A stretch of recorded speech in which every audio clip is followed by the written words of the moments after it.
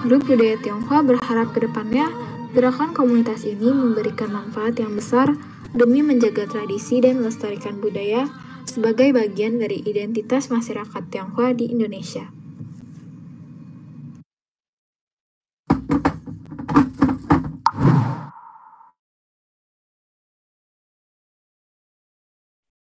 Oke, selamat malam semuanya para peserta. Selamat malam, selamat datang ke dalam sesi pembahasan Chongyo sesi ketiga ini di malam hari Sabtu tanggal 14 Agustus ini. Nah, kita sudah melewati dua sesi ya, sesi 1 dan sesi 2. Kita sudah mempelajari tema-tema inti dari Chongyo itu sendiri, contohnya seperti Chong, He, Qian, Ming, Xing, Tao, dan Jiao. Nah, dari pembahasan ini ya kita memiliki tujuan yaitu untuk menjadi Junzi ya, untuk menjadi orang yang Xiu Tao menurut Xiu dari buku Chongyong ini. Nah, seperti yang kita tahu, Chongyong ini adalah salah satu kitab penting lah ya, kita semua sudah tahu penting dalam agama Buddhisme. Dan pada malam hari ini pembabaran masih sama akan dibawakan oleh narasumber Bapak Yu Yongde yang selaku seorang pemerhati filsafat Buddhisme sekaligus juga admin senior grup budaya Tionghoa. Nah, mungkin untuk mengatasi keterbatasan waktu dan panjangnya waktu diskusi yang dibutuhkan, diskusi kali ini memang kita akan bagi ke beberapa sesi. Jadi ini mungkin masih ada sesi selanjutnya. Untuk mempersingkat waktu saja, saya serahkan kepada Bapak Yunte untuk langsung saja kita untuk membuka pembahasan di pilar dari Chongyong ini. Untuk Bapak Yunte, waktu dan tempat dipersilahkan.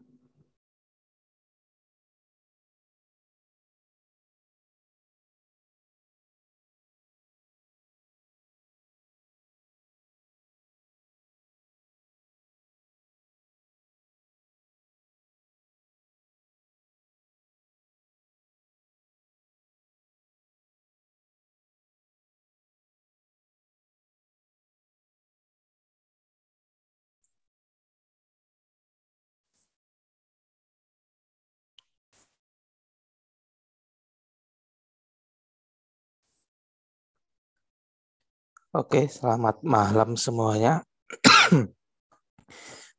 Kita bertemu kembali malam ini dalam pembahasan Chongyong ya. Di sesi sebelumnya kita sampai ke sini ya. Jadi ini sesi ini kita sebut sebagai sesi yang ideal ya. Jadi maksudnya ini sesi sebelumnya itu mengenai yang orang yang bisa Cheng itu semuanya itu adalah idealnya. Tapi kenyataannya ya dalam hidup ini tidak ada yang ideal. Jadi dalam sesi ini yang berikutnya kita lihat adalah bagaimana memulai dari kekurangan-kekurangan kita. Ya. Jadi kalau Anda semua sebagai manusia merasakan bahwa Anda tidak memiliki kekurangan, ya tentu itu sangat bagus sekali ya. Selamatlah untuk Anda. Tapi kalau Anda merasa waras gitu ya, seharusnya masih punya kekurangan. Nah, kalau Anda bisa menemukan kekurangan itu udah satu poin yang sangat bagus. Ya. Jadi perbaikan diri kita itu dimulai dari mengakui permasalahan yang ada. Bukan mengingkarinya, ataupun menutupinya, ataupun menghindarinya, atau lari dari permasalahan. Ya. Langkah bayi pertama ini adalah untuk jujur mengakuinya bahwa ini loh, kita ini minusnya di begini, begitu ya. Nah, pengakuan dan penerimaan ini jangan disalah tanggapi sebagai pasrah ya, atau oke lah saya memang orangnya cuma sanggupnya begini gitu loh, enggak ya. Pertama kamu sadari dulu sisi mana yang kurang, itu yang perlu kamu perbaiki. Ya. Di sesi-sesi sebelumnya, kita sudah diajak ya untuk mencoba melihat mulai dari yang gampang-gampang. Dari melangkah, berdiri, duduk, berbaring, berbicara, berjalan, itu semuanya ada hal yang bisa diperbaiki. Nah, itulah yang dulu kita pegang, dimulai dari yang kecil-kecil dulu. Oke. Jadi, kemauan kita untuk mengakuinya, ya, menerima apa adanya inilah sebenarnya poinnya, metodenya, ya, bagaimana memulai perbaikan diri, bagaimana Siu tahu ini dimulai dari kemauan kita sendiri untuk menerima apa adanya, ya, yang kita sebut dengan cengsin. Ya. Jadi Anda yang bisa memulai ini, ya, maka Anda dikatakan bisa memulai proses perbaikan diri yang tiada henti, ya, dengan harapan suatu saat, ya, kita ini bisa mencapai apa yang kita sebut sebagai idealnya, ya. Tapi itu masih jauh lah, ya. Nah, dikatakan bahwa apabila, ya, Anda ini memulai proses perbaikan diri dan mulai diri Anda ini bisa memperbaiki, ya, bisa improve, ya, ada perbaikan. Kemudian bukan saja Anda ini mengalami perbaikan di sisi dalam diri, juga di sisi interaksi dengan manusia, ini bisa meningkat lebih jauh, yaitu di sisi interaksi dengan alam sekitar, baik dia dengan masyarakat, dengan negara, ataupun dengan lingkungan hidup.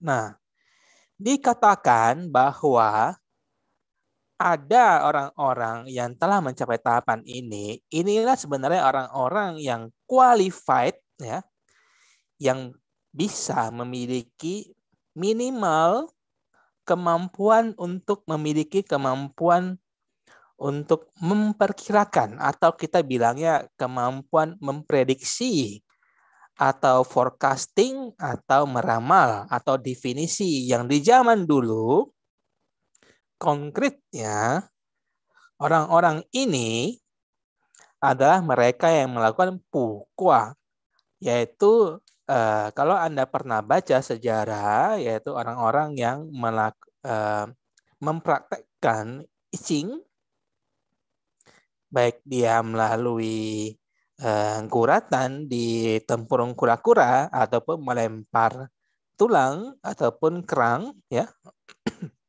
Nah, tapi jangan dipikir bahwa dengan hanya belajar I-Ching Anda akan mampu, kita ngomong kasarnya, meramal gitu loh. Nah, itu jauh sekali. Jadi ada prosesnya, ya. Menurut doktrin ini, ya. Jadi Anda tidak bisa sembarangan cuma baca I-Ching gitu, isinya penjelasannya yang 10 macam itu penjelasan dihafal mungkin gitu, ya. Itu tidak akan membantu kalau Anda tidak memiliki batin yang terasah. Ya. Ya. Jadi dibilang bahwa dalam Chongyun, orang-orang yang bisa mengembangkan dirinya ini punya klasifikasi ya, qualified ya, untuk mulai meramal.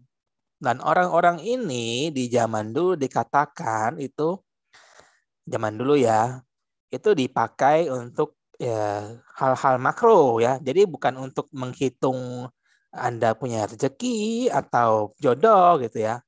Tapi ngomongnya tentang kondisi makro, yaitu tentang kondisi sosial masyarakat.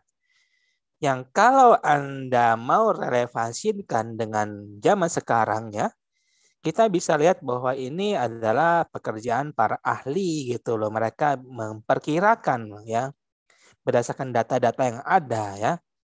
Tetapi di zaman sekarang ini faktor kejujurannya atau integritasnya itu jarang kelihatan ya, walaupun ada gitu ya. Tapi sering kali dalam sejarah kita lihat bahwa data-data ini dimanipulasi. Ya.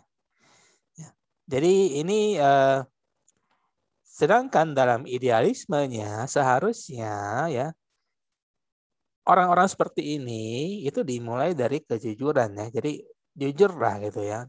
Cuman ya namanya politik lain cerita gitu ya. Oke, jadi ini mungkin di sini Anda yang mungkin bercita-cita jadi peramal gitu ya. Entah karena sebab apa, mau sakti kayak atau apa kayak gitu. Tapi kalau Anda betul-betul mau belajar I Ching, mempraktekkan I Ching, dimulainya apa? Dimulainya ada dari perbaikan diri, ya. Bukan dimulai dari belajar meramal, tapi dimulai dari perbaikan diri Anda sendiri dulu. Ya. Jadi dengan mengasah batin ini, kita menjadi punya intuisi, ya. Dalam walaupun prosesnya itu lebih ditujukan ke kondisi makro, tetapi untuk kondisi mikro tentu saja bisa diaplikasikan ya. Anda mungkin punya pengalaman sendiri-sendiri juga, punya intuisi gitu ya. Ya, jadi dikatakan bahwa untuk memulainya ya, ini orang-orang yang bisa Cheng ini nanti mereka katakannya ibarat sen, tapi ya ini cuma pengandaian lah ya, bukan beneran gitu ya. Nah, sebagai contoh konkret ya, saya bisa sharing. Ada teman saya ya yang beberapa bulan lalu, tepatnya bulan 6 awal, dia merasa bahwa kondisi itu sudah tidak menentu ya. Dia merasa bahwa ini situasi epidemi ini, COVID ini akan bergerak ke arah yang semakin suram. Ya. Bagaimana dia merasakannya itu sesuatu yang misteri gitu ya. Tapi karena dia cuma orang biasa, yang dia bisa lakukan cuman merekomendasikan ke teman-teman yang lain untuk segera memberi masker. Membeli masker. Di saat itu harga masker itu cuma satunya 700 perak. Untuk tipe masker yang 5 lapis KN95. Ya. Singkat cerita, instingnya benar ternyata, ya, karena meledak ya. Maskernya sekarang 2.500 satu. Ya. Jadi walaupun cuma sederhana, tapi itu contoh konkret lah untuk orang-orang yang mengenai spiritualis ini sedikit ya. Ini kisah nyata ya. Jadi saya nggak perlu berbohong. Oke. Ya, jadi ya proses ini ya Chengxin ini Ini nggak perlu yang aneh-aneh, ya. Tapi untuk memulainya ini sulit sekali, ya. Apalagi tetap konsisten, ya.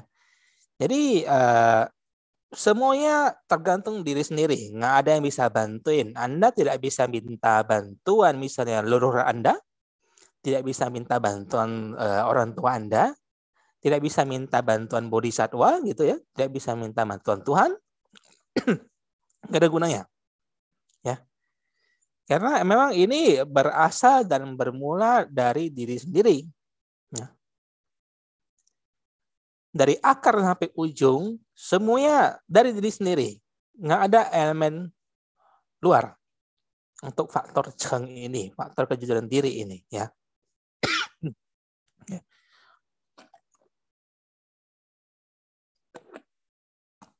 Jadi kalau semisal Anda hatinya tergerak, tetapi karena Anda takut akan hukuman setelah mati, alias neraka, misalnya ya, atau Anda tergerak atau tergiur atas janji surga setelah kematian, artinya apa yang Anda lakukan selama ini tidak pernah tulus.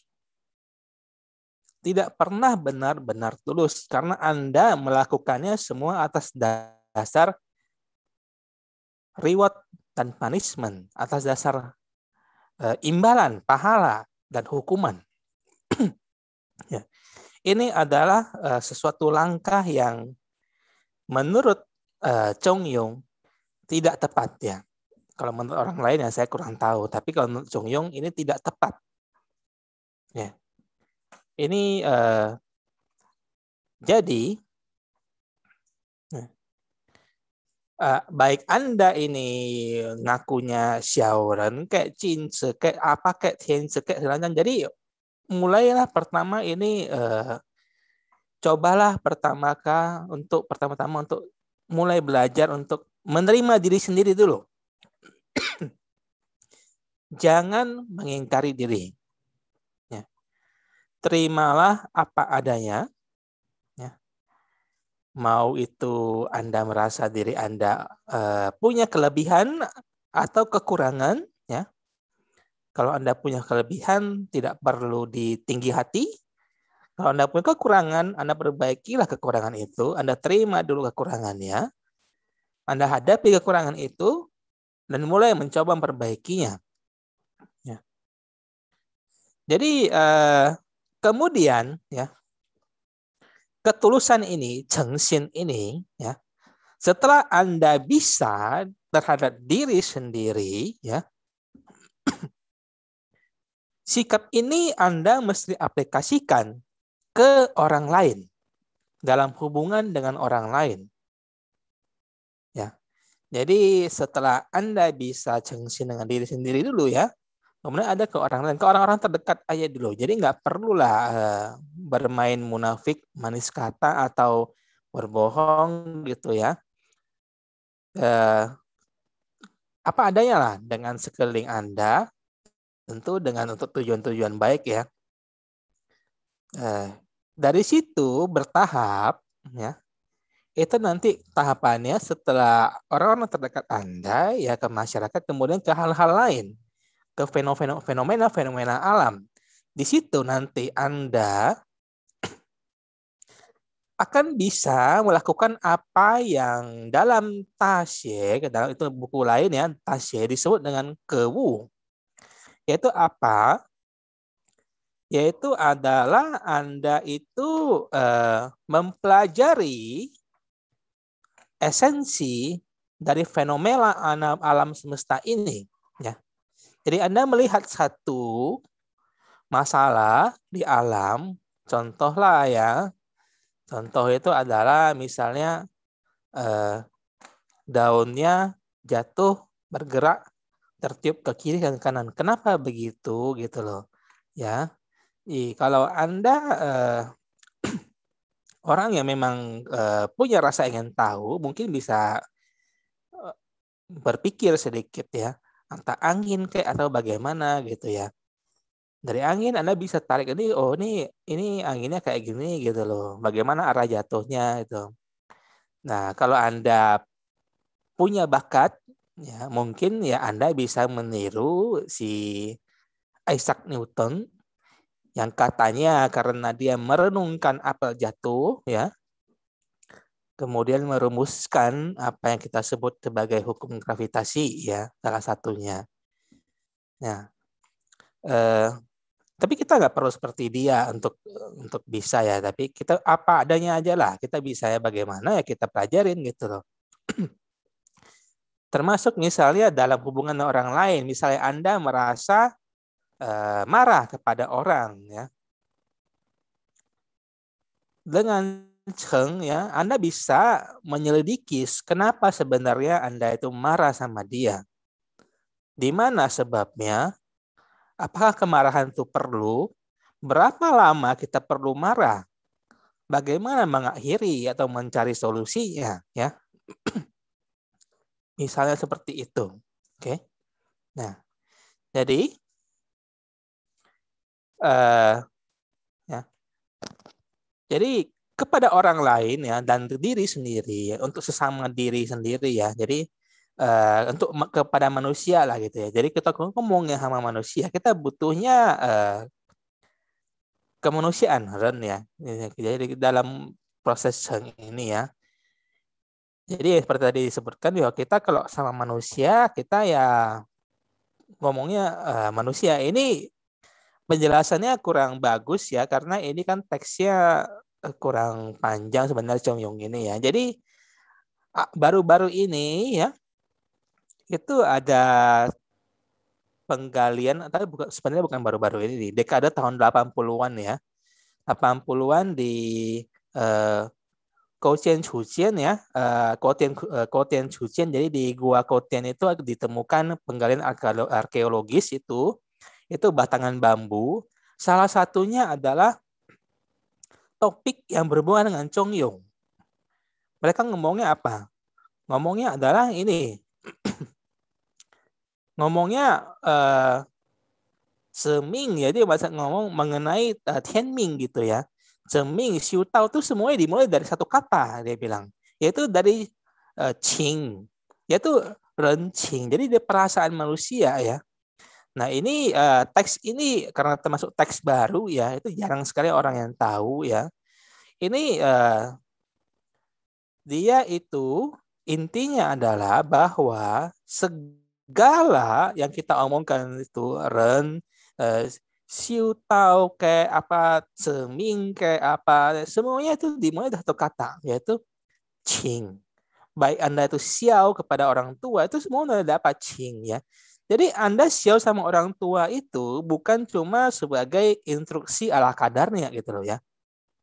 Ini yang kurang dalam teks Wuxia ya.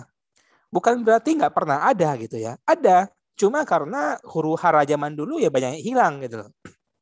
Dan ini hasil penggaliannya ya tahun 80-an ya.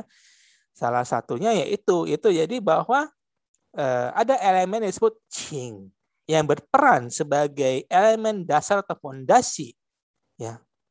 Ini nggak masuk dalam doktrin Wuxia ya.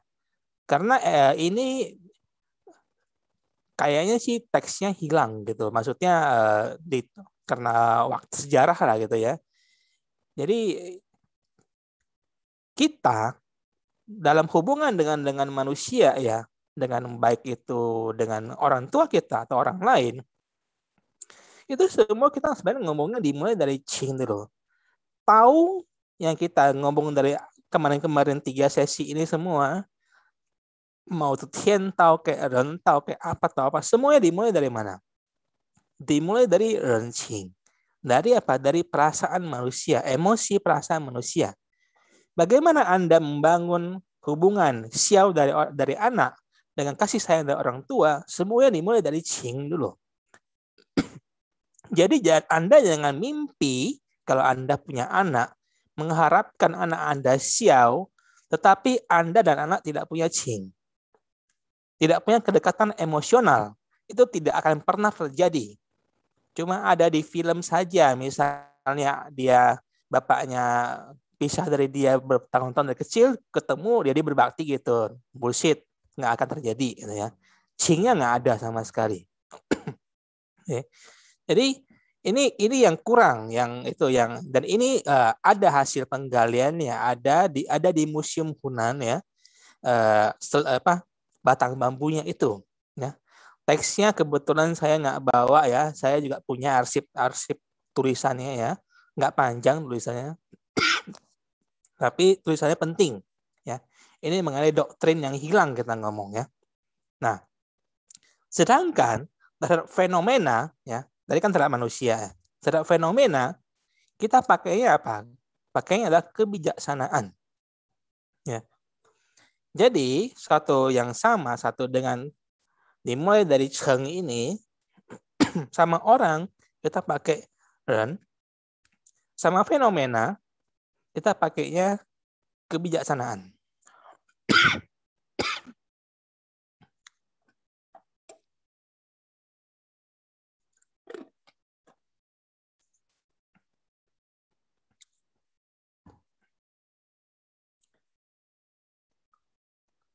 Jadi ini semua yang tadi itu ya, yang tadi kita ngomong bagaimana kita mulai dari Cheng, kemudian kita bagaimana kita bersikap dan dalam hubungan dengan interaksi dengan manusia lain ya, walaupun maupun terhadap alam atau fenomena.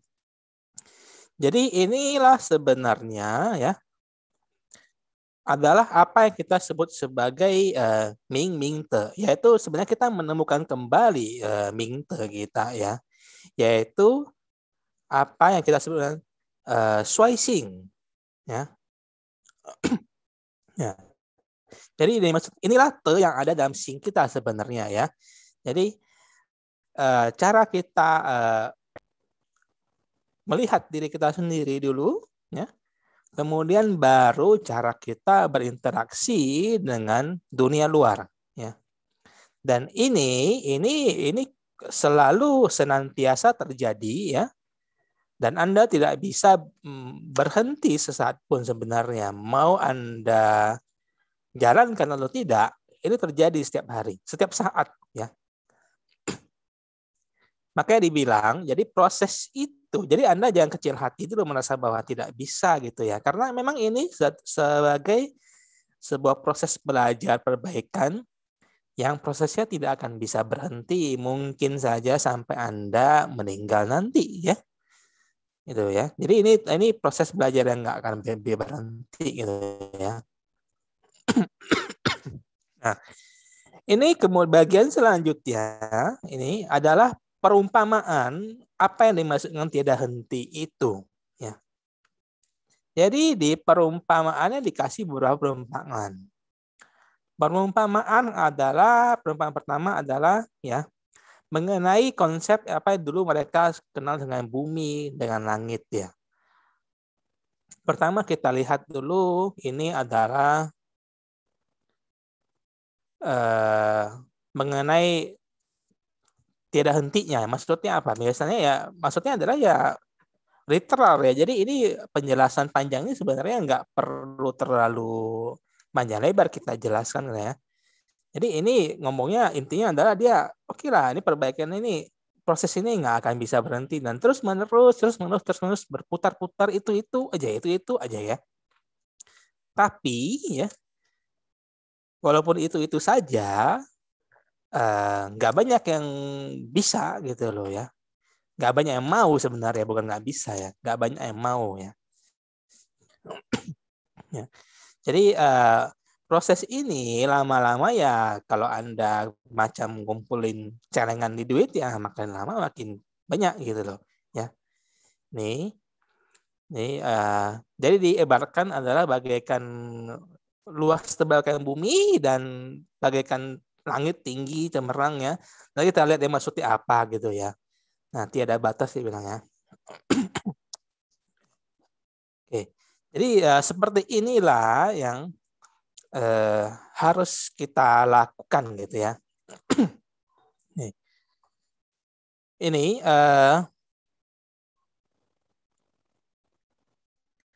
kembali lagi ditegaskan tentang masalah Cheng ya.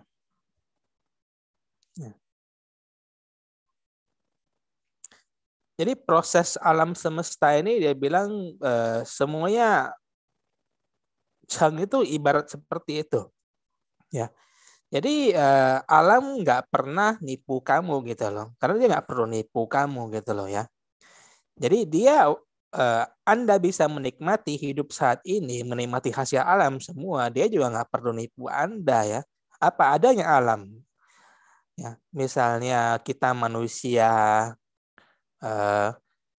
menjaga alam dengan baik ya hasilnya oke. Kalau kita misalnya main tebang pohon hutan ya hasilnya ya banjir, erosi gitu. Simpel-simpel aja. Jadi formulanya udah tegas. Tidak perlu banyak manipulasi ya, tidak perlu banyak main licik, tapi nggak ada gitu. Karena inilah seperti inilah yang seharusnya itu ada gitu ya. Karena itulah dia bilang bahwa di alam ini semuanya itu punya chance untuk peluang-peluang untuk tumbuh berkembang ya. Jadi alam tidak akan menghalangi Anda untuk berkembang ya. Ya, selama Anda mengikuti koridor-koridor yang sudah digariskan oleh hukum-hukum alam ya. Oke.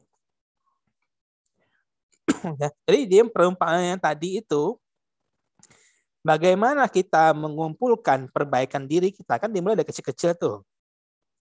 Dimulai dari melangkah, dari duduk, ya, dari berbaring, dari tidur, dari berbicara, dari menatap orang, ya, dari makan. Itu kecil-kecil semua tuh. Ya. Nah, lama-lama itu akan menjadi banyak besar gitu dan itu dimulai dia kasih perumpamaan itu seperti ini. Jadi seperti kita bilang Tien ya. Nih. Dimana Tien ini kan maha besar ya alam ini dan Tien ini dalam bagian ini ingat ya Tien yang di awal di slide awal kita sebut Tien dalam Wuxia itu ada 3 pengertian ya. Dan dalam konteks ini pengertian Tien di sini adalah Tien yang seran yaitu Tien yang alam semesta. Bahwa alam semesta ini sungguh besar, sungguh luas gitu ya. Tapi sebenarnya dia bilang kalau kita mau pecah-pecah analisa gitu ya, kita lihat kita lihat langit di atas ya. Itu sebenarnya apa sih? Dimulai dari banyak cahaya-cahaya kecil ya, itu sekarang kita bintang lah gitu ya. Dulu mereka belum ngerti gitu ya. Ya, mereka ngerti ya bintang tapi belum mengetahui itu bahwa itu ada planet lain atau bintang lain yang seperti matahari mereka belum ngerti. Tapi taunya bahwa itu ada bintang-bintang gitu. Itu kecil.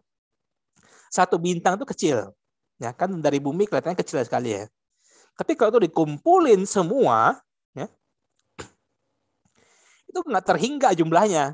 Kamu nggak akan bisa hitung bintang di langit itu ada berapa gitu. Lama kecil gitu ya. Nah, saking mereka besarnya dibilang Tian itu ya Tian itu di atas kita semua gitu loh ya. Tian itu menaungi kita semua ya. Nah, begitu juga dengan bumi ya. Bumi yang kita sebut bumi ya. Itu ya kita sebenarnya mulai dari segenggam tanah. Ya. Segenggam tanah itu ya, kalau dia dikumpul terus-menerus besar gitu ya, seperti bumi ini, seperti itulah kita proses kita perbaikan diri kita ya. Dimulai dari kecil-kecil kayak itu bintang-bintang di langit gitu atau dari segenggam tanah kita mulai kita timbun dia. Lama-kelamaan kan jadi seperti bumi ya. Nah, khusus untuk kalimat ini saya mau sedikit fokus ini untuk masalah translasi ya atau terjemahan ya. Bentar ya. Saya tidak bisa highlight di sini caranya bagaimana ya. Annotate kali ya. Spotlight ya ini. Nih, Anda melihat ini yang saya garis bawahi? Ya. Ini 2 huruf Huaye. Artinya adalah gunung Hua atau Huasan. Tetapi karena di masa lalu ya teksnya Ru ini diterjemahkan ke dalam bahasa lain itu di masa-masa yang tidak begitu kondusif, akibatnya ada banyak salah penerjemahan, ya. Mereka menjadi salah menerjemahkan ini menjadi dua gunung, ya. Padahal Y ini adalah gunung gitu loh. Huruf Y ini adalah gunung untuk gunung suci yang ada 5 di Chungyen sana, ya. Masing-masing arah 1. Ya. Anda boleh cek di kamus, ya. Anda boleh Google, Anda boleh itu, Anda boleh pergi tanya profesor. Ya, ini adalah gunung, bukan nama gunung, tapi gunung suci. Bukan nama gunung Y, tapi gunung Hua Y itu adalah gunung Hua, ya. Jadi kalau Anda ketemu buku terjemahan yang tulisnya Gunung Hua dan Gunung apa gitu ya, Anda boleh dengan gampang coretin itu, ya. Walaupun tidak mengubah artian secara konteks, tapi itu menunjukkan bahwa berhati-hatilah terhadap terjemahan, ya. Oke. Nah, jadi sama juga dia bilangnya, sebuah gunung juga begitu. Gunung apa kita sebut gunung, ya? Sebenarnya juga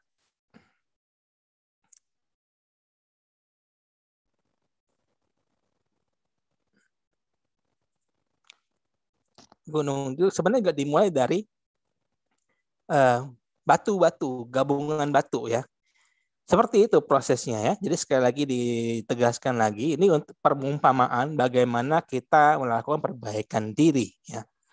Jadi gunung itu juga Anda lihat gunung itu segitu tinggi, besar, kokoh, ya. Tapi mulainya dari mana? Mulainya dari batu-batu kecil, ditumpuk ya jadi gunung gitu, ya. Saking besarnya gunung bisa menampung banyak kehidupan, oke. Begitu juga dengan lautan, ya. Dimulai dari mungkin setitik air, di sini dia bilang secentong air, ya. Tapi ya yang namanya laut itu sebenarnya ya kumpulan air dari sedikit demi sedikit jadi besar segitu gitu loh. Ya. Sekali lagi ini perumpamaan tentang bagaimana kita melakukan proses perbaikan diri tiada henti, ya.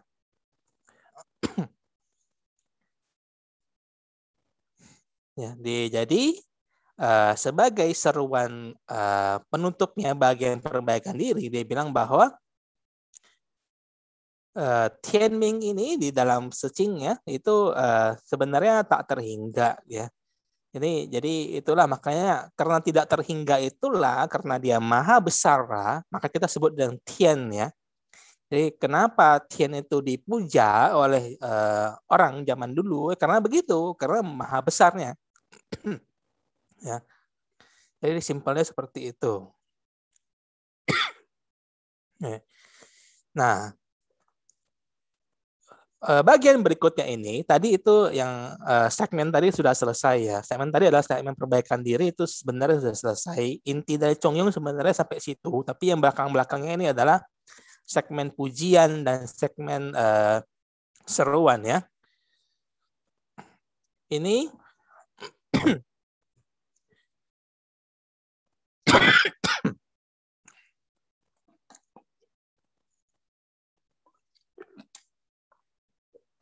ini sebenarnya adalah segmen pujian, ya. Ini mengibaratkan Raja Wan Wang, ya. Ini sebagai seseorang yang dibilang bahwa dia adalah seorang yang Xiu Tao yang udah oke lah gitu lah. Sudah bisa mencelahkan dia punya Mingte, bisa mencapai lah, bisa Chung dia, ya. Tapi ini sebenarnya tidak terlalu signifikan, ya. Jadi ini bagian-bagian ini ya, ini adalah pujian, ya. Terutama ditulis oleh Cese untuk memuji kakeknya, ya. Dengan memulainya, dia memulai dengan memuji Wan Wang dulu. Setelah dia memuji Menuang, dia kemudian memuji, ini adalah memuji kakeknya ini. Sengren di sini maksudnya adalah Kongzi, ya. Jadi di Kongzi dalam hal ini dipuji oleh Zese, oleh cucunya, ya, bahwa ini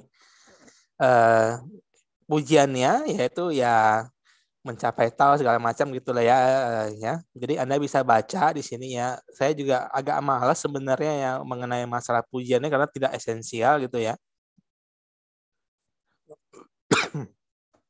Nah, jadi intinya adalah bahwa menurut mereka ya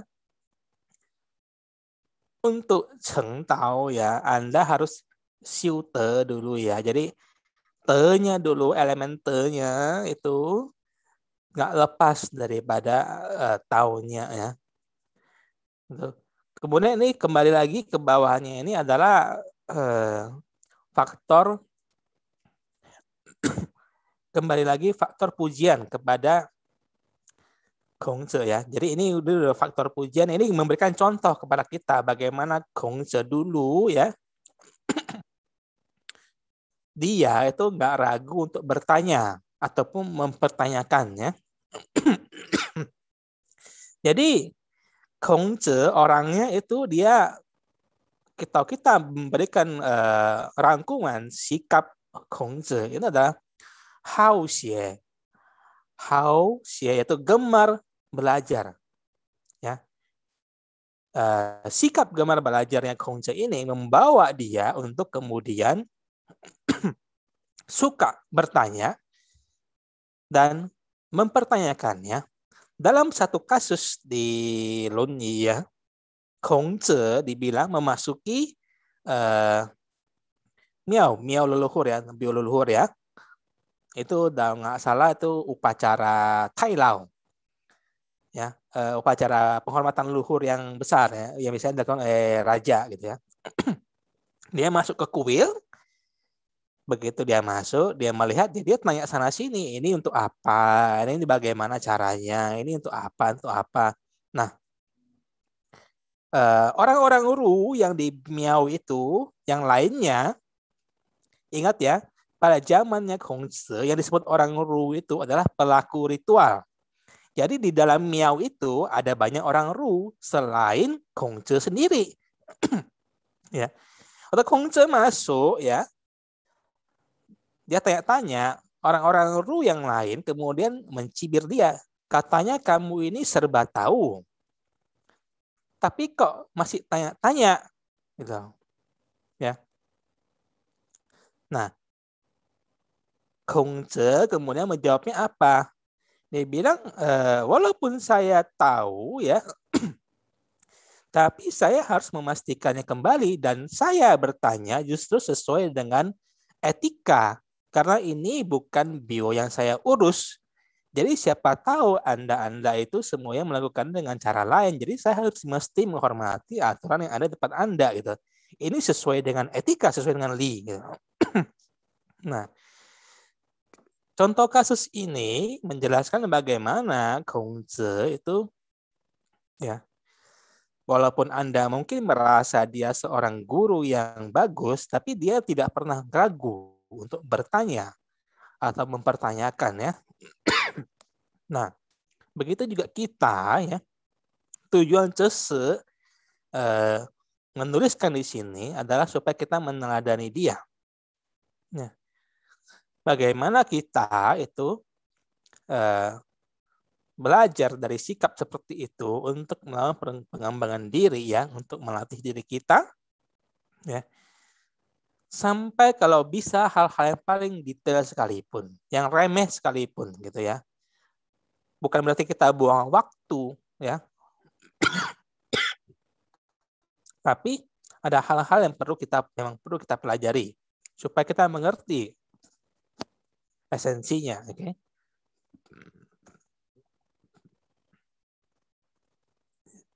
Ya.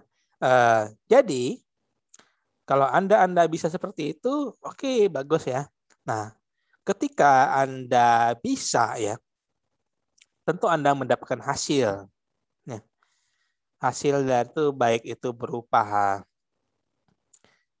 intelijensia Anda yang mungkin memberikan chance bagi Anda untuk maju dalam karir atau dalam kehidupan ya.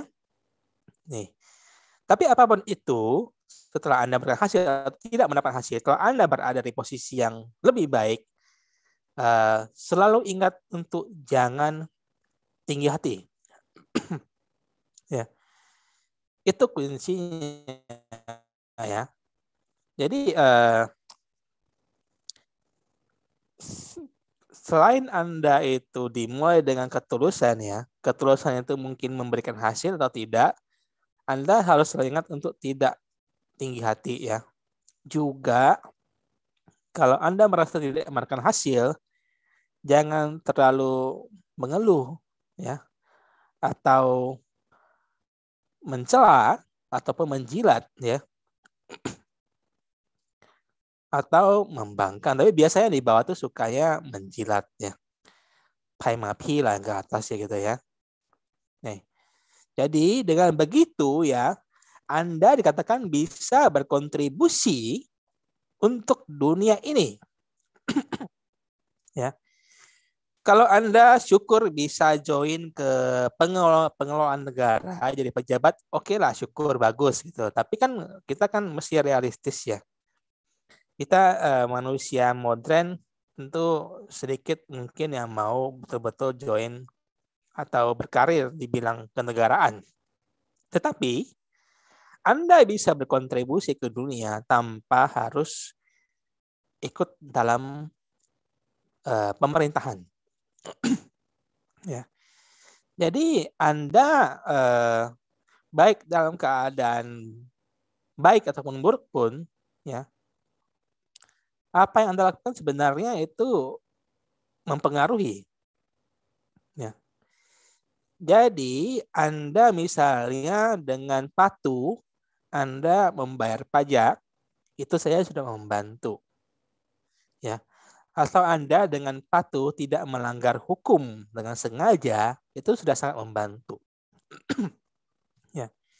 Kalau misalnya lagi kacau kayak sekarang gitu ya, lagi epidemi, Anda diam saja di rumah, nggak ikutan ke sana sini menyebarkan virus, itu sudah sangat membantu. Ya. Jadi hal-hal yang sangat sederhana saja ya. Berkontribusi kepada dunia ini tidak perlu selalu dimulai dari hal-hal yang grandeur, yang besar ya. Tapi dari hal-hal yang kecil. Ya.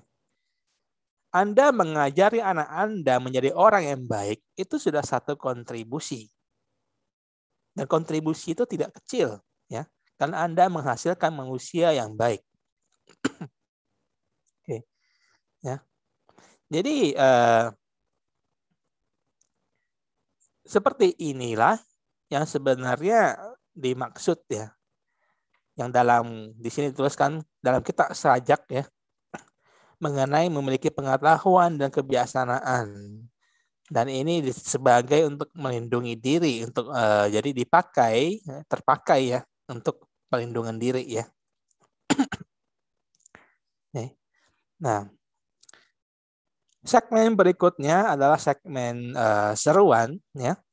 Setelah segmen pujian selesai ya, seruan ya, seruan ini catatan ujaran-ujaran di sana sini oleh Kongze, dicatat oleh para penulisnya. Ini catatan-catatan yang tidak kronologis ya, dicatat secara tidak berurutan ya. Jadi Kongze di sini sekali lagi menyerukan untuk agar orang-orang yang sebenarnya mereka nggak tahu ya, nggak tahu tapi tidak mau tahu, kemudian tidak bisa dikasih tahu ya, juga egois, ini orang-orang seperti ini berbahaya ya. Orang-orang yang sebenarnya mereka itu nggak punya apa-apa tapi suka pamer ya. Nih. Juga perhatikan bahwa ada satu kalimat lagi bahwa dia hidup di suatu masa tapi ngotot menjalankan hal-hal yang masa lampau. Artinya apa? Artinya orangnya kolot, tidak mau berubah. Di situ kuncinya, ya. Ya, jadi ini ya sering terjadi ya, dan ironisnya justru kemudian banyak sekali orang-orang Ru yang malah kolot, ya. Yaitu apa? Yaitu ngotot menjalankan hal-hal masa lampau yang sebenarnya sudah tidak relevan. Nah, yang Kongzi sendiri sebenarnya memberi contoh bahwa hal-hal seperti ini harusnya diubah, ya. Jadi dalam Lunyi tercatat satu kasus ya mengenai hal ini, yaitu mengenai pakaian, ya, topi ritual. Topi ritual, detailnya pastinya saya tidak begitu hafal, tapi intinya adalah Kongzi memakai pakaian ritual, dalam hal ini topi ya, yang dianggap oleh pelaku ritual lain, ini kembali lagi dari sesama orang Ru ya, bahwa dia itu melanggar protokol. Seharusnya topi yang dipakai itu adalah topi rami. Seharusnya ya, menurut aturan lama. Tapi Kongzi pakai topi sutra. Ya. Kongzi dituding bahwa ini melanggar protokol, gitu loh. Kongzi lalu bilang gini, topi sutra ini ya sekarang ini banyak tersedia ya, dulu di kerajaan tuh ada satu biro ritual ya, jadi mereka selalu punya alat-alat ritual ya, alat ritual. Ini topi ini tersedia dan ini ekonomis gitu, jadi ini sudah ada sebelumnya, bukan baru ya. Kalau kamu minta saya memakai topi rami, ini mesti dibuat lagi. Dan itu juga tidak bisa dipakai lama. Sekali pakainya udah rusak gitu loh. Ya. Jadi kalau untuk membuatin topi yang sesuai protokol lama itu butuh effort. Yang di masa Kongzi sudah tidak ekonomis. Itu intinya. Ya. Jadi intinya di situ. Jadi pakaiannya yang dipakai Kongzi sekarang adalah pakaian yang ekonomis, yang efisien. Tersedia ya, efisien, cost efektif ya, jadi ekonomis ya, dan itu sudah ada gitu loh. Tapi kalau kita ngotot pakai pakaian yang lama gitu ya, itu mesti bikin effort baru lagi ya. Oke, pelaku ritual Ru yang lain bisa menerima argumentasi ini, oke. Nah kemudian setelah itu mereka semua pergi menghadap Raja Lu. Jadi kalau nggak salah waktu itu entah masih Lu udah siapa ya, lupa, mungkin masih Lu Aikong, lupa saya ya, tapi nama pokoknya dia menghadap Raja Lu ya, Adipati Lu lah, raja mudanya gitu ya. Nah sebelum menghadapnya itu kan mereka naik tangga dulu ya, baru kemudian masuk ke aula raja. Nah Kongzi kemudian sebelum naik tangga dia memberi hormat dulu, baru dia naik tangga.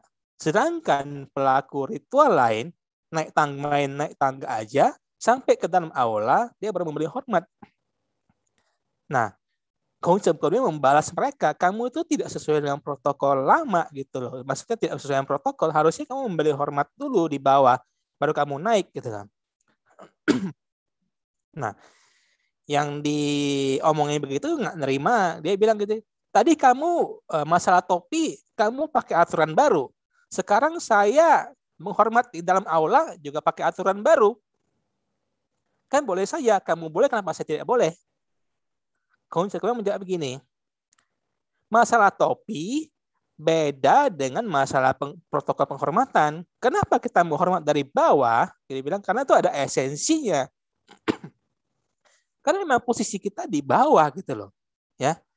Kita menghadap raja, kita menghormat dulu ke dia dari bawah, baru kita naik ke atas, baru setara dengan dia. Jangan kita naik dulu melangkahin dia, kasih hormat gitu loh. Jadi dalam hal ini bukan saya kolot, tapi memang esensinya seperti itu. Sedangkan topi ritual yang tadi, esensinya kenapa di zaman dulu pakai rami, itu karena mengejar cost efektif, mengejar esensi ekonomisnya. Sekarang rami itu tidak ekonomis, yang ekonomis adalah sutra, berlimpah dia bilang. Jadi ya esensinya yang penting, bukan tata caranya gitu loh. Ya. Jadi seperti itulah ya apa yang sebenarnya ngotot menjalankan hal-hal masa lampau tanpa memperhatikan esensi dan relevansinya. Ya. Itu adalah contoh kasus ya dalam ini ya. Oke.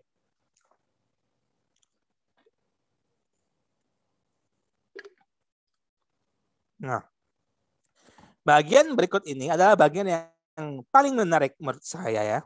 Salah satu poin yang paling menarik ya. Kalimat pertama ini ditujukan untuk orang-orang karena dari zaman Konghucu juga sama ya. Orang-orang yang kita, kalau zaman sekarang kita ngomongnya pengamat politik. Ngomongnya entah apa aja lah, nggak ada substansinya. Pokoknya kerjanya mengkritik pemerintah, ngomongin yang jelek-jelek aja. Ya. Bukan nggak boleh mengkritik, tapi harus ada substansinya. Ya. Jadi, ya, setiap orang memang bisa berkontribusi ke dunia ini ya. Anda boleh mengkritik, tapi mengkritiklah dengan betul. Ya. Mengkritiklah yang konstruktif. Ya. Bukan malah mencela yang enggak gitu loh ya. Jadi, kita sebagai rakyat ya, kita kadang terlalu kepo ngomongin pemerintahan begini begitu, tapi sebenarnya kita tuh nggak ngerti ya. Kenapa? Karena kita tidak di posisi pemerintahan, kita tidak bisa melihat permasalahan dengan lebih luas ya. Input yang kita terima itu tidak sebanding dengan mereka di pemerintahan. Misalnya sebuah kebijakan diambil ya, itu pasti punya pertimbangan ya, terlepas dari kebijakan itu ideal apa tidak ataupun dilaksanakan apa tidak. Ya. Esensinya adalah pandangan Anda sebagai rakyat biasa ya, itu berbeda dengan pandangan pejabat. Nah, kalau Anda mau berperan yang konstruktif, berperanlah sesuai peranan Anda masing-masing. Ya. Jadi jangan mencampuri apa yang bukan urusan Anda. Ya. Itu poinnya. Ya. Nah, kemudian di kalimat yang bawah ini menunjukkan bahwa tulisan ini, si Chong Yong ini, minimal bagian ini ditulis setelah zaman Qin. Mengapa saya bisa bilang begitu? Anda baca sendiri tulisannya. Kapan di Chungyen itu tulisan menjadi sama? Kapan kereta itu memiliki ukuran gandar yang sama? Kalau Anda baca sejarah di zaman dulu ya, jalanan di Chungyen itu dia ada semacam parit ya, parit untuk tempat roda kereta berjalan. Jadi parit ini adalah semacam rel. Rel ini dulu antara masing-masing negara beda ukuran. Tujuannya adalah untuk mencegah kereta perang negara lain bisa berjalan cepat di jalan negara kita. Setelah Qin menyatukan Zhongyan, semua ukuran ini disamakan. Jadi kereta dari timur bisa berjalan dengan cepat di bagian barat. Begitu juga sama. Begitu dengan tulisan. Ya. Jadi tulisan ini ya,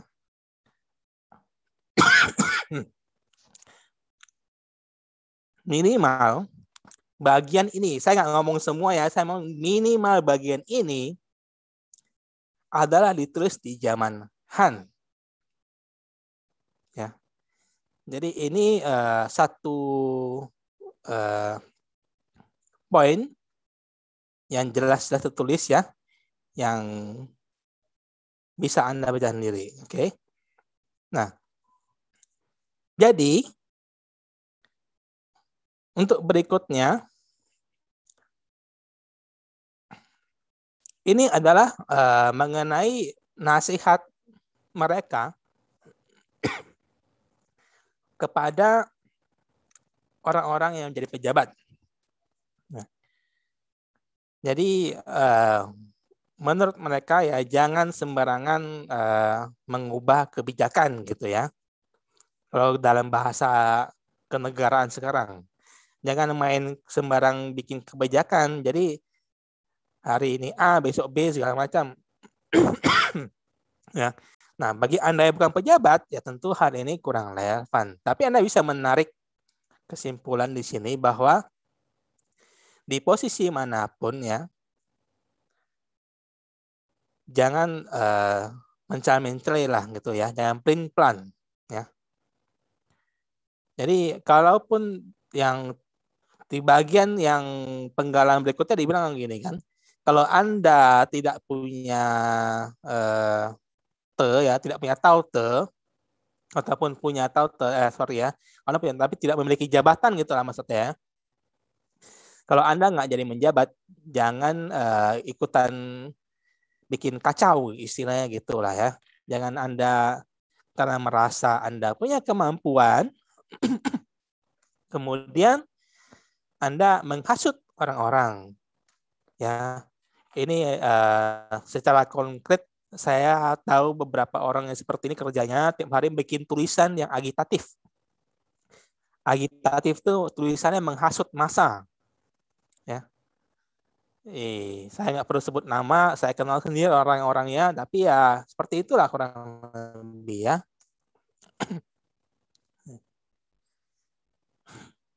Nah, berikutnya ini adalah soal bagian yang juga menarik, yaitu soal mengenai subjektivitas sejarah.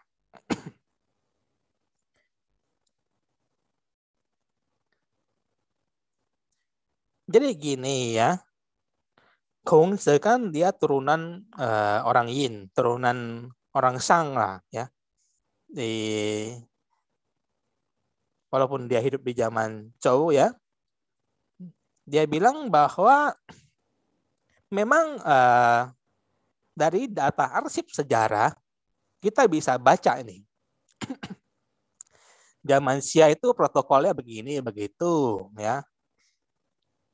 Masalahnya adalah apa yang tertulis dalam arsip itu nggak bisa di-matching dengan apa yang masih diwarisin oleh penerus Xia, yaitu orang negara Qi ya. Kalau Anda belum tahu, dulu ada negara namanya Qi, kerajaan Qi, itu letaknya di Shantung sekarang ya, sebelahnya negara Lu. Itu mereka adalah keturunan dari dinasti Xia. Ya, jadi nenek moyang mereka orang Xia.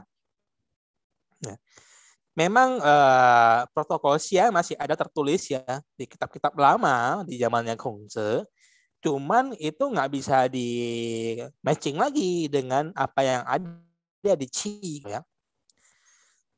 Sama juga kasusnya dengan keturunan dinasti Yin atau dinasti Shang ya, yaitu di Songguo di negara Song ya. Ini negara asal keluarganya Kongzi. Sebelum keluarganya pindah ke Luguo ya. Jadi memang betul ada di sejarah ditulis protokolnya Shang seperti ini. Masalahnya nggak bisa kita matching dengan apa yang dijalankan oleh Song sekarang. Artinya apa? Artinya ada di sini Kongce bilang apa? Di sini kita nggak boleh ngotot harus menjalankan kembali protokol zaman Xia ataupun zaman Yin cuma karena leluhur kita itu orang Xia atau orang Yin.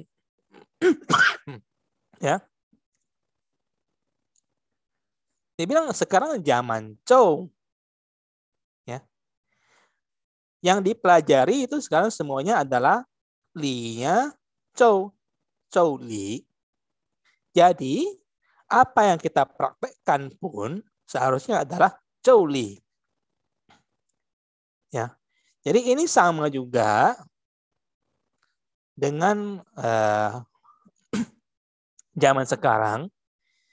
Ingat di bagian sebelumnya bahwa sikap kita terhadap fenomena yaitu terhadap Wu. Saya kembali ke slide sebelumnya ya. Coba ya ini ya. Nih. Sikap kita terhadap Wu itu diperlukan kebijaksanaan. Termasuk juga dalam penerapan Li. Ya. Jadi, ngotot terhadap untuk menjalankan Li-nya zaman dulu nggak selalu betul. Ada yang namanya relevansi, ada yang namanya adaptasi, ada yang namanya revisi, ada yang namanya improvisasi, ya. Ya. Nah, jadi lanjutannya nih adalah untuk orang-orang atau siapapun lah ya, ini yang mungkin bercita-cita mau menjadi leader. Ya. Contoh yang diberi ini dalam memimpin dunia, tapi sebenarnya ini yang memimpin dunia nih leadernya itu nggak selalu harus negara ya. Dan paling kecil leader dalam rumah sendiri juga udah oke gitu ya. Jadi ini ada beberapa yang perlu diperhatikan. Ya. Di sini dituliskan agar kita punya kebijaksanaan untuk mengkaji. Ya. Apa dia bilang? Itu apa yang tertulis dalam sejarah semuanya katanya. Ya. Sebenarnya semuanya katanya gitu loh. Ya. Anda jangan marah sama saya loh ya. Dia yang tulis di situ ya. Semuanya tinggal catatan yang tidak bisa dipastikan. Ya. Jadi sejarah itu sebenarnya adalah apa yang kita percaya. Sejarah bisa banyak versi. Versi mana yang betul? Yang betul adalah apa yang kita percayai. Karena itu, di sini diserukan agar hati-hati terhadap catatan masa lalu, agar kita harus bisa mengkajinya dengan bijaksana. Ya.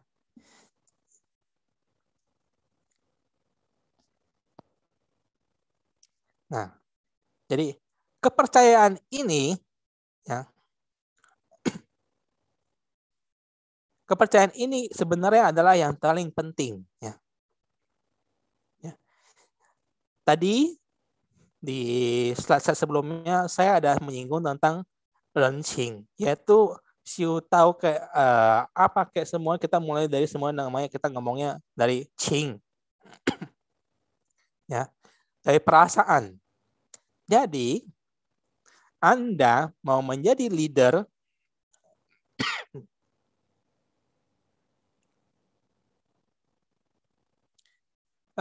menjadi leader yang baik itu di rumah kayak atau di perusahaan atau di organisasi atau di mana gitu ya. Faktor paling utama adalah mendapatkan kepercayaan, trust-nya ya. Itu dari mana dapatnya? Yaitu dari integritas Anda, integriti Anda ya. Integritas Anda sebagai manusia, kredibilitas Anda itulah yang membuat orang percaya. Ya. Tanpa orang percaya pada Anda, itu semuanya cuma bohong belaka. Ya. Jadi mungkin dia takut sama kamu, makanya dia dengar apa kata kamu. Ya. Tapi beda dengan orang yang percaya sama kamu, dia akan setia mengikuti apa yang kamu omongin, gitu ya.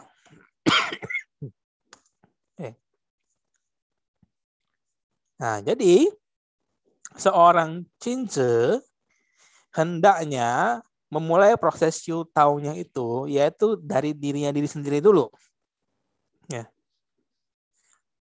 Selalu dari dirinya sendiri, ya. Baru setelah itu ke luar, ya. Ke orang lain, ke keluarga, ke lingkungan, ke organisasi, ya, ke negara mungkin gitu ya. Nah, dalam proses ini Anda ingat harus selalu mengkaji diri. Yaitu Anda harus mengkaji diri dengan contoh-contoh teladan yang sudah ada. Di sini dibilang 3 raja luhur, yaitu ya itulah ya Wenwang mereka ya Yao Sun Wenwang ya, tapi ya Cokung mereka, tapi ya nggak perlu harus mereka lah, harus selalu mereka. Coba Anda pakai kebijaksanaan diri Anda sendiri untuk mengkaji diri Anda ya, bandingkan dengan contoh-contoh yang bisa Anda cari sendiri di sekeliling Anda, itu bagaimana? Ya. Ya. Proses mengkajinya sih nggak susah ya. Cheng Tze bilang kita ketemu orang di jalan ya. Dia bilang ketemu 3 orang di jalan pasti ada yang bisa jadi guru saya ya. Kalau Anda menjumpai misalnya orang lain, Anda rasa dia lebih baik dari Anda jadikanlah dia teladan. Siapapun dia ya. Walaupun dia misalnya orang miskin kayak ada orang bawahan Anda gitu, Anda jadikan dia teladan gitu ya. Kalau Anda menemukan bahwa orang lain itu ternyata lebih buruk dari Anda, ya, jangan Anda buru-buru menghakimi. Yang Anda harus lakukan pertama adalah Anda tanya dulu diri Anda sendiri. Apakah saya juga seperti itu? Kamu lihat dia itu rupanya tabiatnya buruk. Kamu sendiri bagaimana? Sama enggak gitu loh. Ya. Anda cari dalam diri Anda. Kalau ada, ya Anda sadarin itu perbaikin. Kalau tidak ada, Anda jaga diri Anda agar jangan sampai terjerumus ya mengikuti orang tersebut. Jadi baik dia itu orang yang baik ataupun buruk ya, Anda jadikan contoh. Oke. Ya. Nah, dengan begitu ya, kelak ya, dia ngomong nih kelak nih ya. Mungkin setelah Anda berangkat kembali ke luhur gitu ya, Anda juga nggak perlu malu gitu loh menghadap leluhur. Bahwa Anda tuh hidup dengan baik, nggak bikin malu. Ya. Jadi ini ngomong andai ya. Ya. Kalau Anda ketemu leluhur nanti.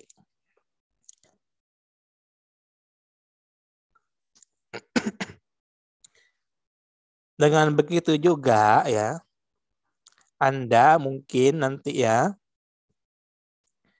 bisa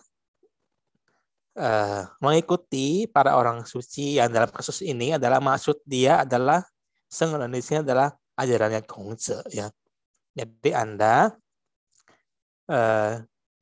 kalau sudah menetapkan hati, Anda bisa mulai step by step belajar gitu ya. Nggak perlu banyak keraguan gitu loh.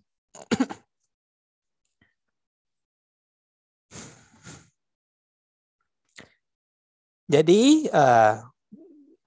kembali lagi di sini adalah Cese mengutipkan keteladanan Kongzi ya, bahwa perilakunya dibilang sebagai seorang Jinse itu kita jadikan contoh ya. Ini adalah apa yang diomongin sekarang, yaitu beberapa dicatat dalam Lunyi, itu dijadikan pedoman bagi kita semua ya. Nah, kalau Anda merasa Anda bedanya dengan Kongzi itu sangat jauh gitu ya, wah dia kan orang suci gitu atau apa gitu ya, ya nggak usah malu gitu loh. Anda harusnya justru berharap mendekat ya ke arah tersebut walaupun selangkah. Ya. Kalau Anda sudah mendekat, ya oke, gitu loh. Ya. Tapi jangan bosan, jangan separuh jalan, harus konsisten ya. Oke. Ini sekali lagi pujian ya kepada Kongzi ya. Ini pujiannya ya. Ini kembali lagi juga pujian ya. Bagian-bagian akhir ini banyak pujian ya. Yaitu bagaimana dia diakuin segala macam ya, mengikuti Yao Sun, tapi ya pada masa ditulis ini ya mungkin sih sudah menjadi ortodoks ya, sudah ditetapkan ya.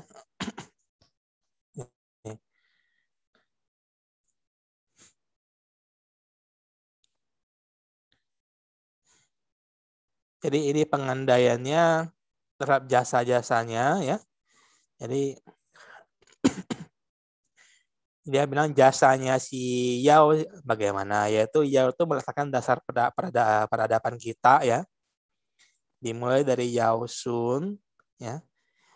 Bagaimana mereka menetapkan penanggalan, perhitungan, kemudian menjinakkan dataran banjir. Ya bagi yang belum tahu, itu dulu Sebajang Huanghe itu selalu banjir ya sepanjang tahun. Dulu ya. Kemudian ini didukung oleh juga penggalian arkeologis bahwa nenek moyang kita itu kemudian membangun banyak tanggul, membangun banyak waduk buatan, menghubungkan kanal-kanal ya. Itu tahun demi tahun, bertahun-tahun, ratusan sampai ribuan tahun itu harusnya ya baru bisa. Itu relatif jinak seperti sekarang.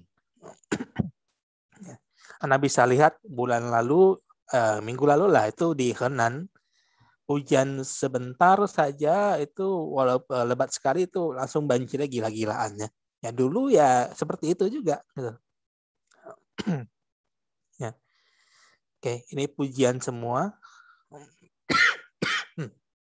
Ya. Ya, ini juga pujian sekali lagi kepada Kongzi ya, bagaimana dia bisa eksis berdampingan dengan yang lain ya. Ini juga pujian lagi Ceseng ya, Ceseng ini ya, ini saya nggak terlalu banyak bahas gitu ya. Ini Anda bisa baca, materinya juga Anda boleh minta, bisa Anda download sendiri.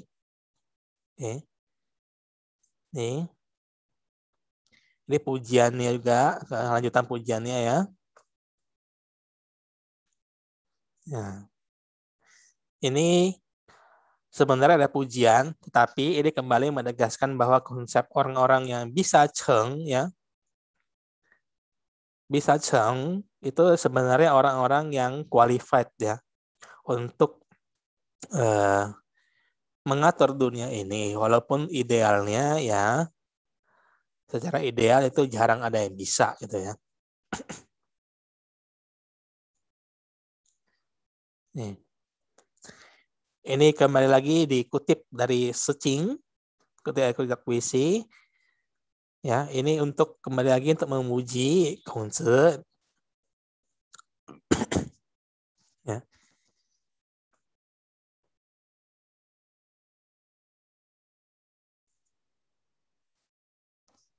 Ya, ini mengenai bagaimana ini juga pujian ya. Ini bagian akhir sama pujian. Jadi ini mengenai bagaimana seseorang itu kalau dia punya taute ya,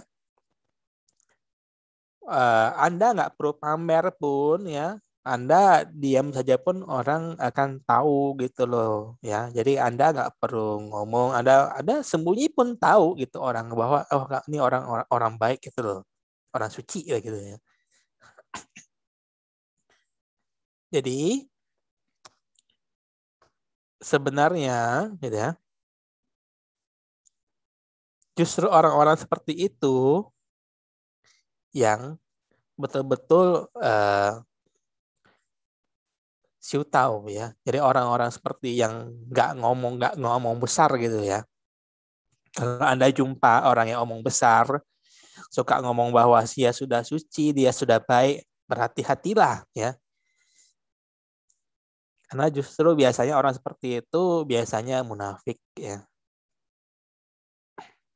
Nah, ini kembali menegaskan pujian sekaligus menegaskan konsep bahwa sebagai cinse ya, itu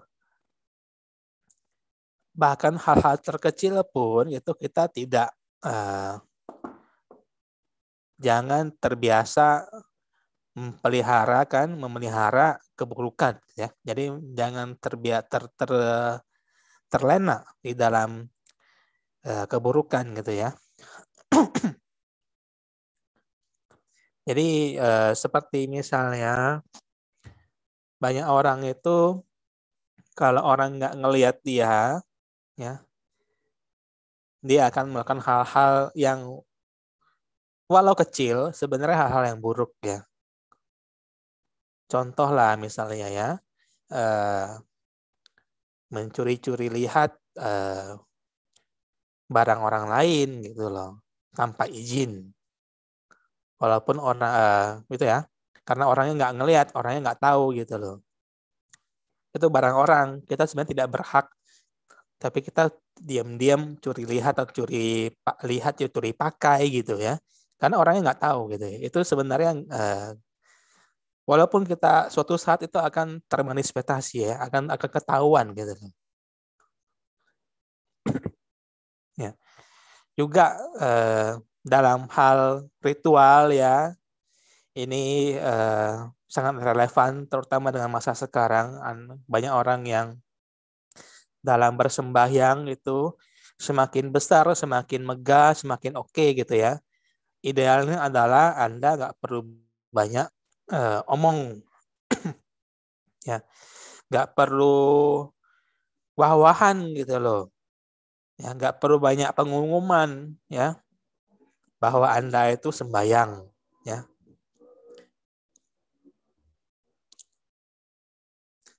Karena sebenarnya kita melakukan ritual persembahan itu bukan untuk dipuji ya.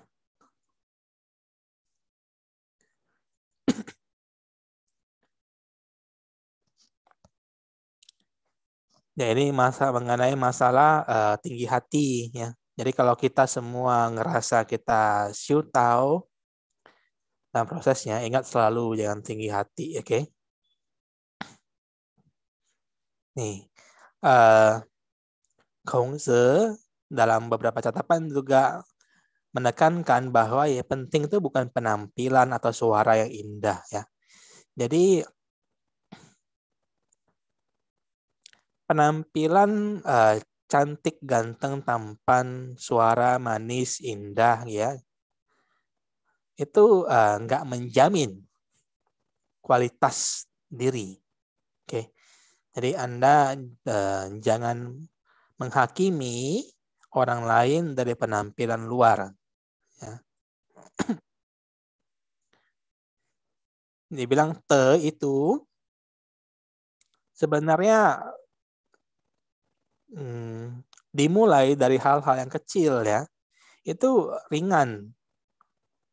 Hal yang mikro sebenarnya. Ya. Jadi sebenarnya itu kayak itu. Dan walaupun banyak, ya, walaupun te-nya sudah banyak, ya, kebajikannya udah banyak, te-nya udah banyak, itu seperti juga rambut, ya, atau sehelai rambut. Itu kalau dia gerak juga nggak akan bersuara, ya. Jadi Anda nggak perlu pengumuman bahwa Anda itu sudah jadi orang baik. Ya. Sama juga seperti Tien di situ, ya. Tien itu nggak pernah berbicara, nggak pernah pengumuman bahwa saya ini ada gitu loh, bahwa saya ini yang menggerakkan musim. Tapi pokoknya terjadi gitu loh. Dia nggak perlu banyak ngomong, nggak perlu banyak membual, nggak perlu banyak janji gitu, ya. Nggak usah banyak ngomong besar. Seperti itulah harusnya, ya. Jadi materi kita sampai di sini, ya. Ini selesai juga sesi ini. Yang paling akhir ini adalah refleksi diri. Bagi Anda semua, saya tahu di sini ada beberapa rekan yang dalam hidupnya katanya Xiu Xing, ya, Xiu Tao, ya. Ya. 3 sesi kita ngomong panjang lebar, tapi mungkin kadang ada ganjalan. Kenapa sih saya mesti menjalankan Chongyun ini? Ya, karena kan saya kan orang Xiu Xing gitu loh.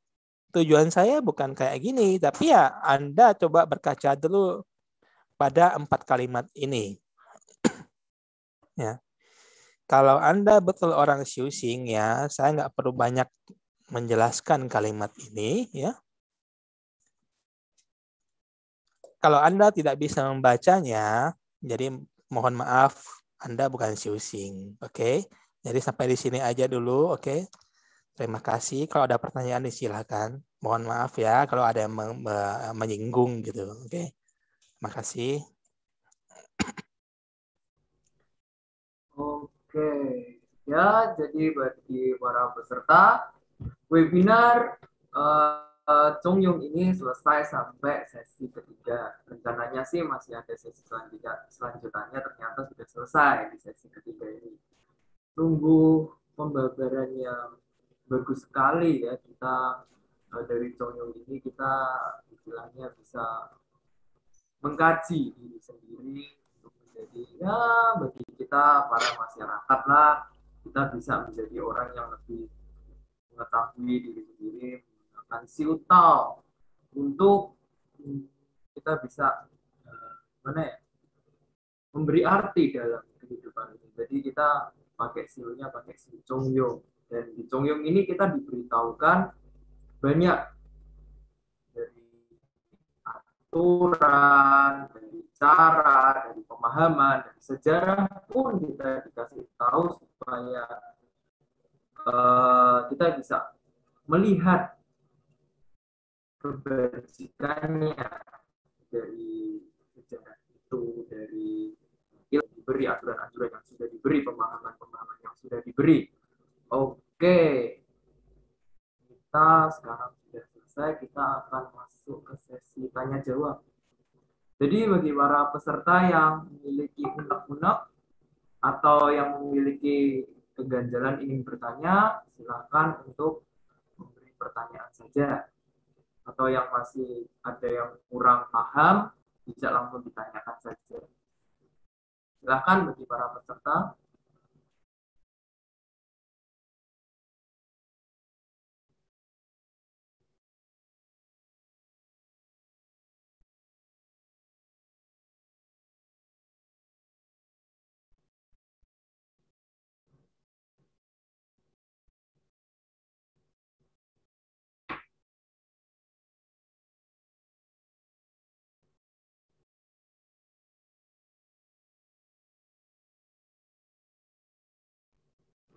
Apakah ada pertanyaan? Oke, ini ada pertanyaan dari Ibu Liacang ya. Pertanyaannya, apakah ada perbedaan jeng di sini dengan jeng di menurut Taoisme? Itu Pak Yoga, silakan.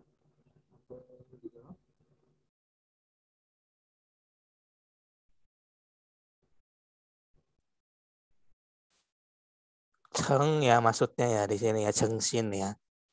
Chengxin yang dimaksud mungkin dalam Taojia itu kalau boleh saya bilang adalah sama. Chengxin ya. Oke. Ya. Jadi ini nggak ada beda ya. Mungkin dalam Taoisme yang paling contohnya satu adalah dibilang bahwa Cheng adalah gerbang untuk memasuki Tao. Ya.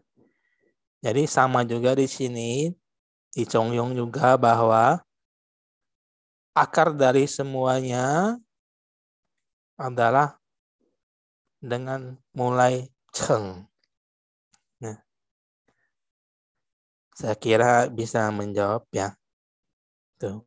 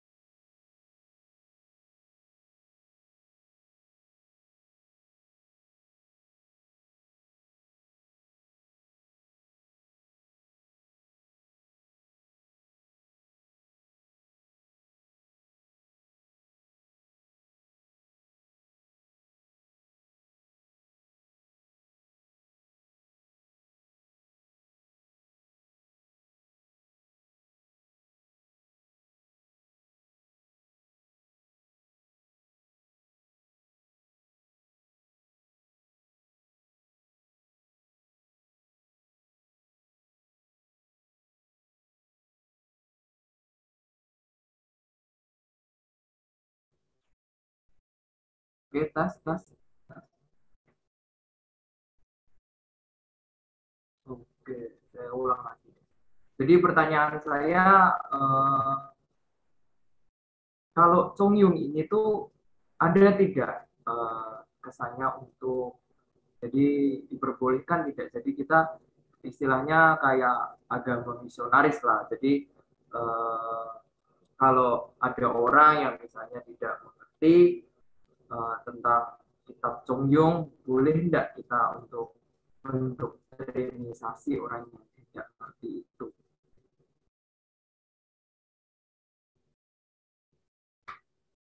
Itu Bapak, apakah boleh di Chongyun kita menjadi orang yang misionaris atau Secara umum itu nggak ada ya. Jadi konsep itu tidak ada. Ya. Adanya adalah konsep Sinmin. Sinmin ini berbeda dengan apa yang dimaksud dengan proselytizing atau kita ngomongnya misionaris ya.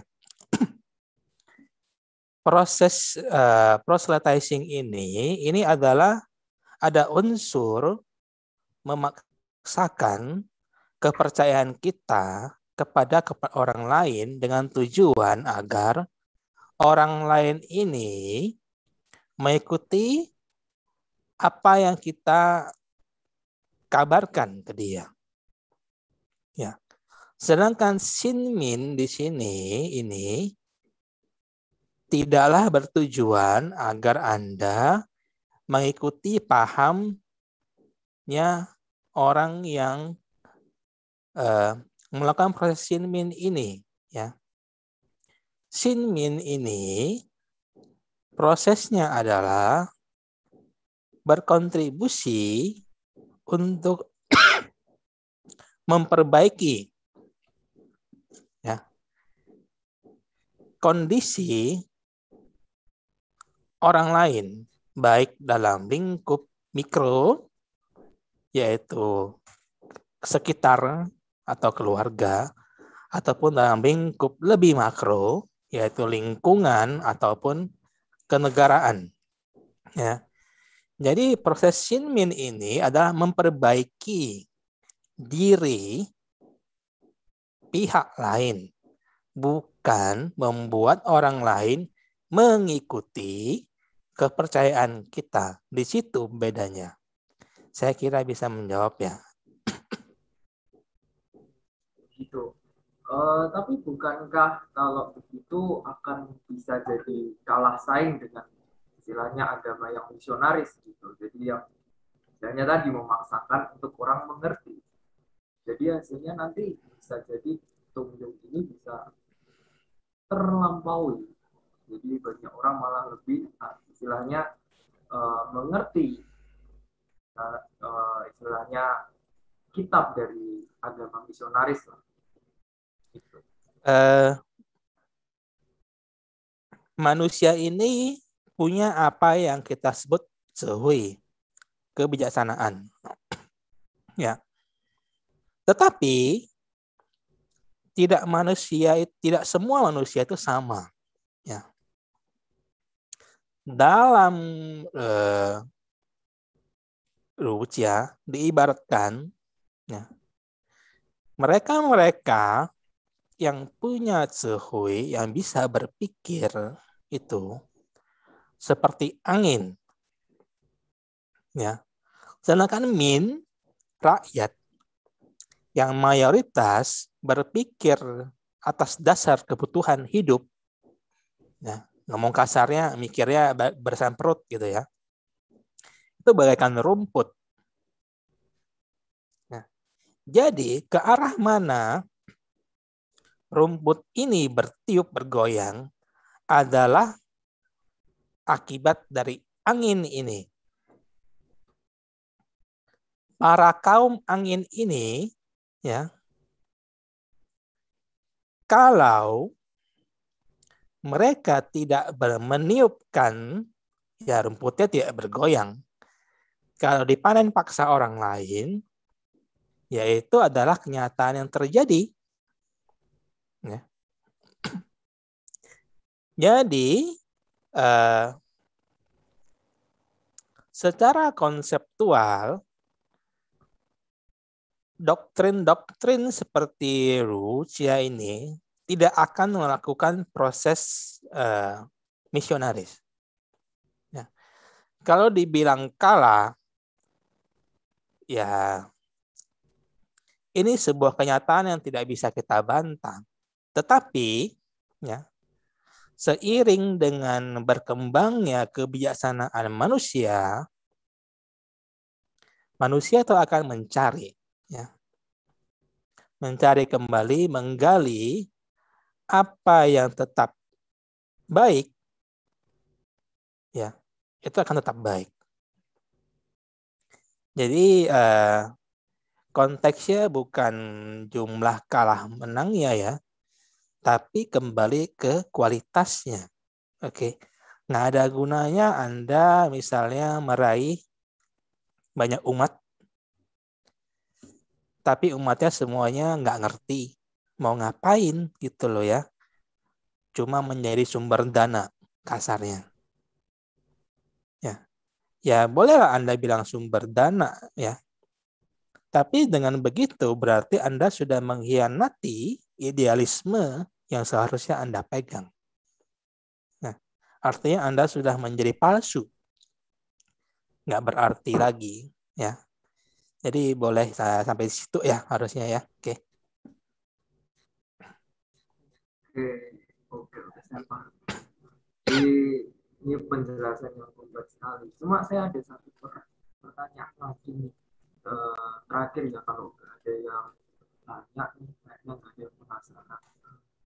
Antara nggak ada penasaran atau sudah mudeng, sudah paham. Karena penjelasannya memang kompleks sekali. Boleh nih Pak Yukto untuk menjelaskan tadi perkataan tadi yang di slide terakhir yang tentang ada tulisan rentau, usul tentang silta itu boleh dong.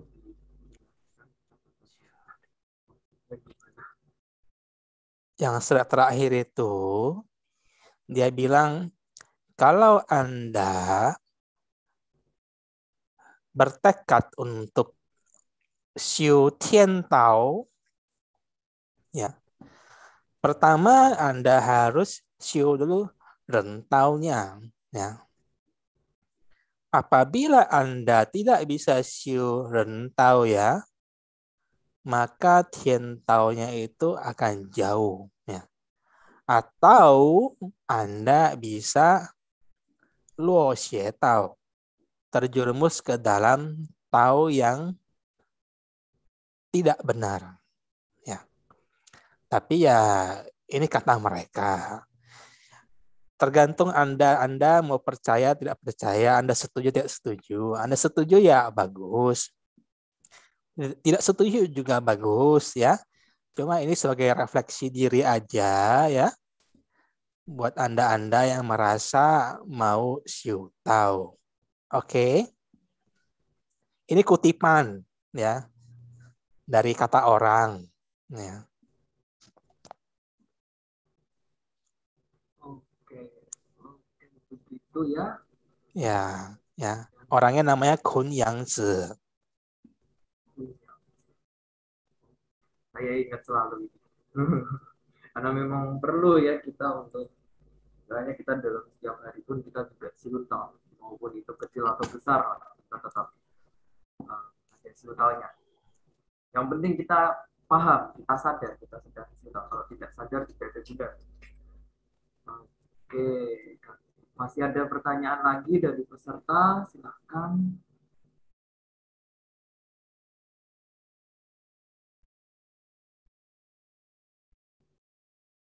Ada yang mau tanya lagi? Oke, ini mungkin dari Bu Yafsan ini kayaknya bisa jadi pertanyaan. Uh, yang tadi pertanyaannya tentang jam yang sama dengan tau, apakah sama dengan yang di Wismawecing? Taoisme.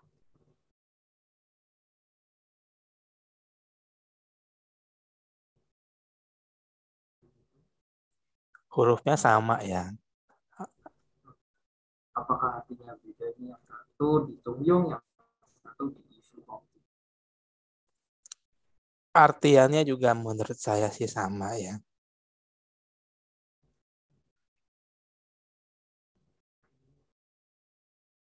Oke, tidak ada yang bertanya lagi deh. Berarti kita langsung tutup saja ya. Kita langsung tutup saja. Oke, terima kasih untuk para peserta, para senior budaya Tionghoa, juga terlebih para senior budaya Tionghoa. Terima kasih telah meluangkan waktu ya untuk belajar Bu Chongjong ini, karena ini satu yang penting ya. Kita harus memahami istilahnya budaya kita sendiri, ini hasil dari budaya kita sendiri ya, kita harus paham. Juga inti-intinya bagus semua sih. Bagus, kita bisa istilahnya kita mengetahui dengan caranya bagaimana kita tahu yang benar, kita tahu yang benar gitu. Oke, terima kasih. Untuk sesi terakhir kita akan foto bersama nih. Jadi dimohon para peserta untuk membuka kamera. Kita akan screenshot sebagai arsip. Kita akan foto bersama. Kita telah mengikuti 3 sesi full tentang penjelasan Chongjong. Semoga dari penjelasan Chongjong ini bisa menjadi yang besar di dalam hidup kita ya. Oke, silakan dibuka kameranya dulu. Kita akan foto bersama.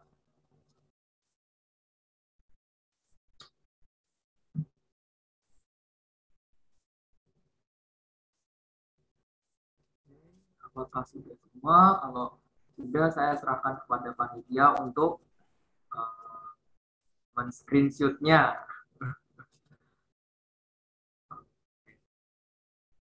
Oke, saya serahkan panitia. Kalau sudah diinfo ya.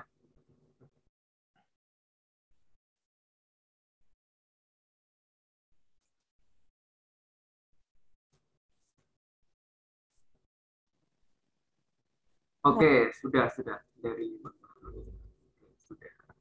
Oke, terima kasih sekali lagi kepada para peserta. Silakan yang mau live, silakan live. Kita akan masuk sesi yang paling biasa kita akan ngobrol bebas.